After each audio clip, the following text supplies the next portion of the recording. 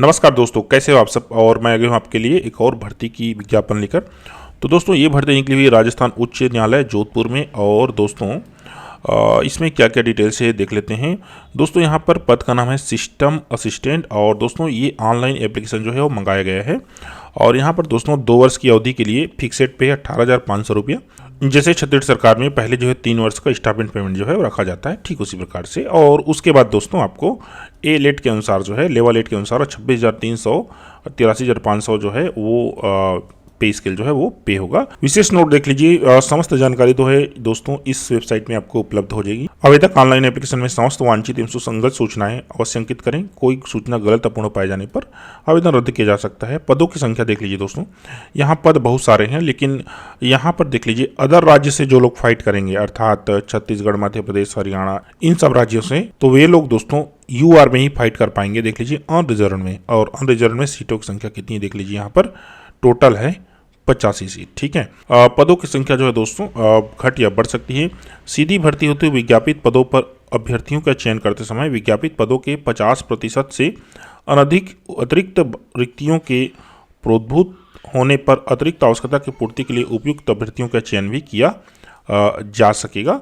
कहने का तात्पर्य दोस्तों अन्य जैसे यहाँ पर बढ़ोतरी या कमी हो सकती है, तो बढ़ोतरी होने पर ये कंडीशन यहाँ पर लगाया गया है। अभ्यर्थियों की प्रवर्गवार चयन सूची तैयार करते समय विज्ञापित पदों के 50% की सीमा तक उपयुक्त अभ्यर्थियों की प्रवर्गवार आरक्षित सूची भी तैयार की जा सकेगी।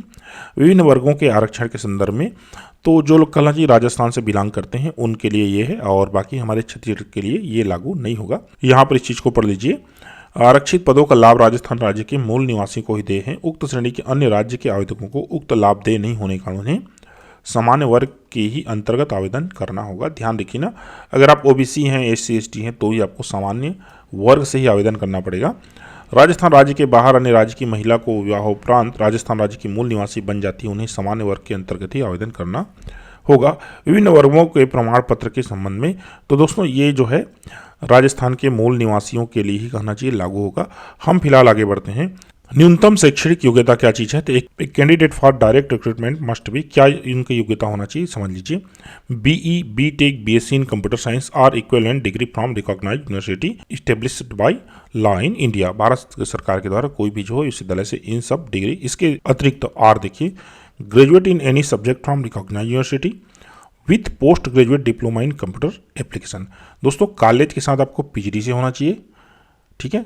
आर या फिर देख लीजिए A level course from the department of electronics and accreditation of computer classes DOEACC। दोस्तों इसकी डिग्री मान्य होगी। Or post polytechnic diploma in computer applications or 3 year diploma in computer science and engineering computer application information technology or equivalent from a polytechnic institution recognised by government. दोस्तों यहाँ पर कई प्रकार के डिग्री यहाँ पर मान्य है। पॉलिटेक्निक भी है, इंजीनियरिंग कंप्यूटर में आपका जो है डिप्लोमा है 3 साल का, वो सब भी जो है इसमें मान्य है।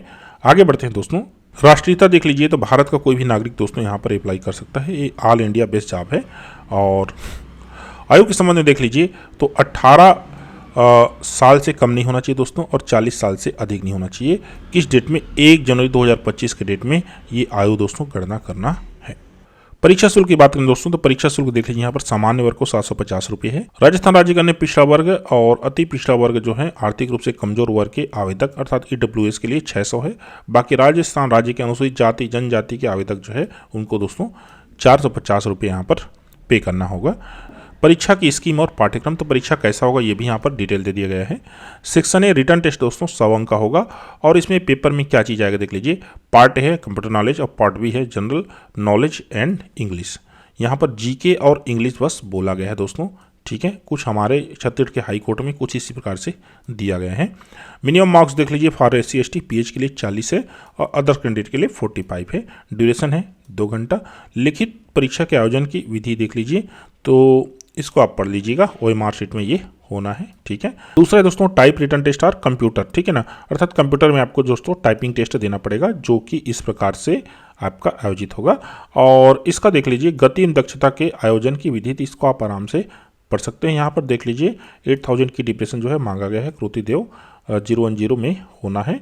आगे बढ़ते हैं दोस्तों, सेक्शन सी है पर्सनल इंटरव्यू। 20 नंबर दोस्तों पर्सनल इंटरव्यू का यहाँ पर रखा गया है। रिटर्न का 100, टाइपिंग का 80 और इंटरव्यू का 20, अर्थात 200 मार्क्स का दोस्तों टोटल यहाँ पर होना है। इसके बेस पे जो है आपका जो है चयन होना है। तो अगला महत्वपूर्ण पॉइंट है दोस्तों, ऑनलाइन आवेदन करने की प्रक्रिया देख सकते हैं। ऑनलाइन आवेदन करने की प्रक्रिया संबंधित दिशा निर्देश यथोचित समय पर राजस्थान उच्च न्यायालय की जो वेबसाइट है वहाँ पर अपलोड कर दी जाएगी। आवेदन करने की समय सीमा देख लीजिए दोस्तों, आवेदन यहाँ पर 4 जनवरी गुरुवार से दोस्तों आप जो है 3 फरवरी शनिवार तक जो है आप आवेदन कर सकते हैं। लगभग 1 महीना का समय है दोस्तों। ऑनलाइन जो परीक्षा शुल्क है उसको जो अदा करने के लिए आप निम्न माध्यम का उपयोग कर सकते हैं। ई मित्र कियोस्क, नागरिक सेवा केंद्र है, नेट बैंकिंग है या डेबिट क्रेडिट कार्ड के माध्यम से निर्धारित शुल्क जो है आप राशि जमा कर सकते हैं। ठीक है दोस्तों, तो आप इसमें आवेदन करना चाहते हैं तो ये वेबसाइट है। और दोस्तों किसी प्रकार से आपको कोई समस्या है तो इसमें आप कॉल करके पूछ सकते हैं। और दोस्तों अगर किसी प्रकार से इसमें आपको समस्या हो आवेदन में तो प्लीज़ नीचे कमेंट कीजिए, मैं रिप्लाई आपको ज़रूर करूँगा। Thank you.